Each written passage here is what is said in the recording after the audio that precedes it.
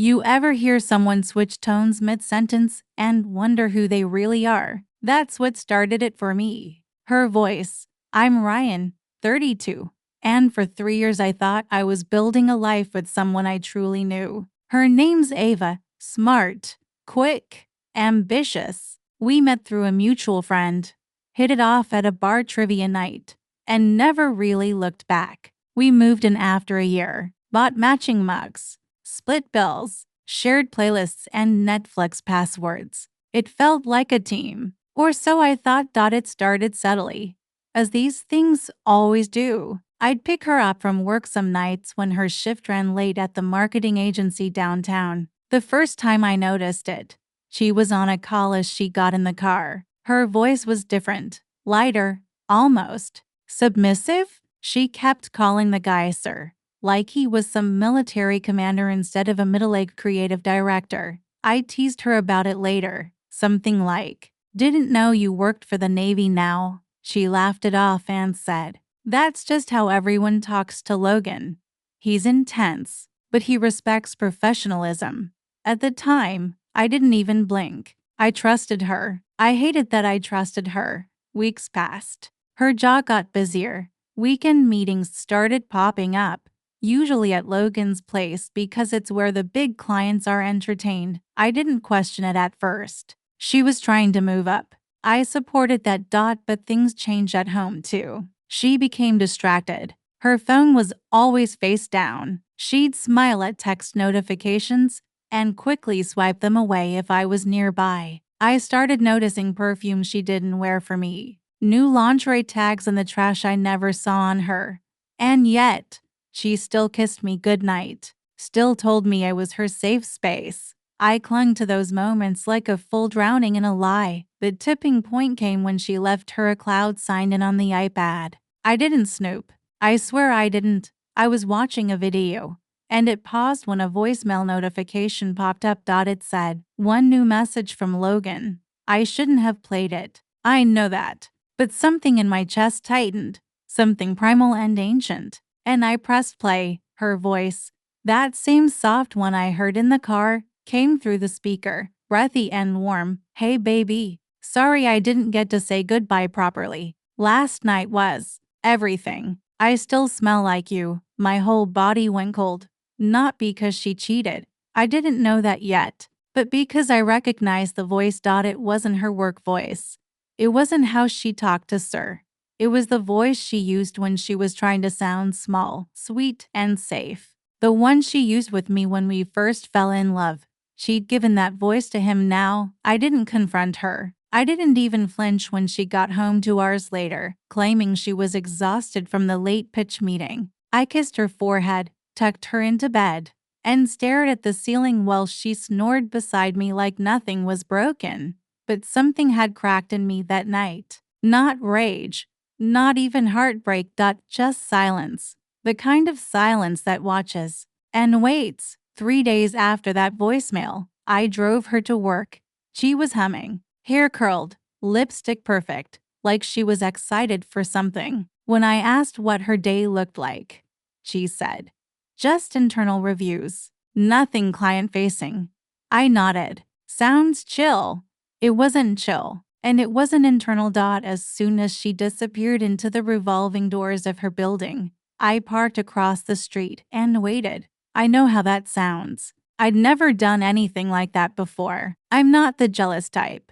I was the guy who trusted first, asked questions later, but not anymore. At 11:17 a.m., Logan came out. I knew it was him from the company site. Tall, beard trimmed close, the smug energy of someone who always gets what he wants. He stood near the curb, phone in one hand, sunglasses in the other. A few minutes later, Ava came out, not with her laptop bag, not with work files, but with a small tote, laughing at something he said. She touched his arm. It wasn't a polite, professional gesture. It lingered, familiar. They got into the back seat of a black Audi that pulled up with perfect timing. Not a work trip, not a client visit. I followed them. I told myself I just needed to see that once I saw it, I'd know what I was dealing with.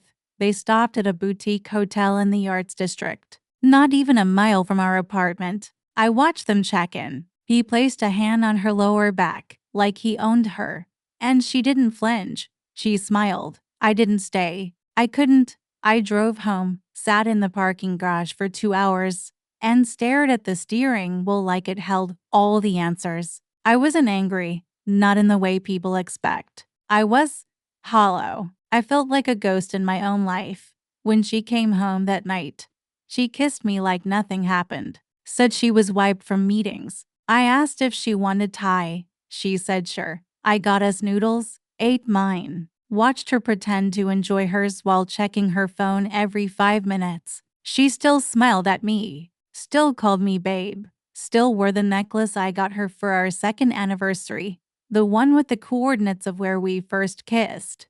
And I think that's when I realized she didn't feel guilty. She wasn't conflicted. She wasn't struggling. She was gone long before I ever hit play on that voicemail. That night, while she showered, I opened her laptop. She rarely used it for personal stuff, but sometimes she forgot to log out of work Slack.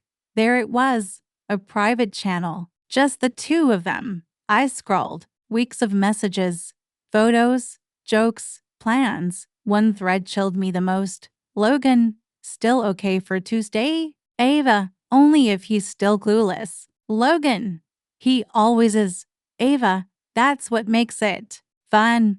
Fun. I copied everything. Screenshots, audio, timestamped, files. Not because I plan to use them. Not yet, but because some truths are too heavy to carry alone. And one day, she was going to have to carry it all without me. When she came to bed, she curled against me like she always did. And for the first time in 3 years, I didn't touch her back. I stared at the ceiling again, still, and I started thinking about how to leave her in a way she'd never forget, but never see coming. I waited 2 more weeks. Not because I was unsure, not because I needed more proof. I waited because silence is a weapon, and it only cuts deep when the other person thinks they're safe. Ava still believed I was in the dark. She joked about work stress and started asking if I wanted to go away for the weekend. I told her maybe. I kissed her forehead like always. I let her believe I was still hers. In the meantime, I prepared. I moved my savings into a separate account, transferred the lease into her name, quietly notified our landlord that I'd be vacating by the end of the month. Most of my things were packed and stored in a unit near my office by the time I made my decision final. I even spoke with her mom, a kind, trusting woman who once told me I was the first man she believed would truly protect Ava. I didn't tell her the truth, but I left her with a letter, one I knew she'd read after everything exploded. Then came Friday. She left early that morning, said she had to prep for a brand summit with Logan. I smiled and told her good luck. She smiled back, kissed me twice. By noon, I was gone. All I left behind was a single manila envelope on the kitchen table. Inside, printed screenshots of the Slack messages, a transcribed version of the voicemail, a copy of the hotel booking receipt, and one note, handwritten on the back of a photo of us from our trip to Vancouver. You didn't just lose me. You lost the version of me that believed you ever loved me. Don't call. I won't answer. Earth it was it. No blowout. No final conversation, no confrontation that she could twist into a tearful apology or false closure. Just silence. When she got home, I know exactly what she did. I didn't see it, but I've replayed it in my mind 100 times. She probably dropped her purse by the door like always, kicked off her heels, maybe even called out my name. Then she would have seen the envelope. And with every page she turned, every word she read, she would have realized. I knew that night. She texted me 14 times, called 11. The next day, more of the same. By Sunday, her messages changed from confusion to desperation. Please just talk to me. Can we fix this? You didn't even let me explain. He meant nothing. You mean everything. But I didn't respond. Not then. Not ever. She didn't get the satisfaction of a dramatic breakup scene. She didn't get my tears. She didn't get the chance to turn herself into the victim.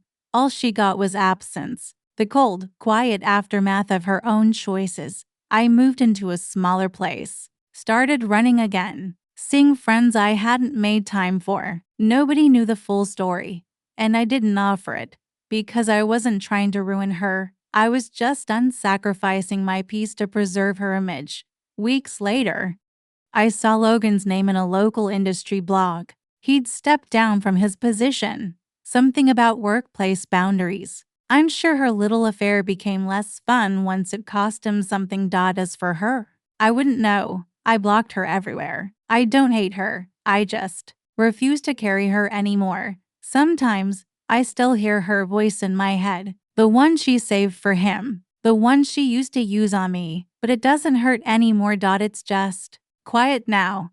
Like me.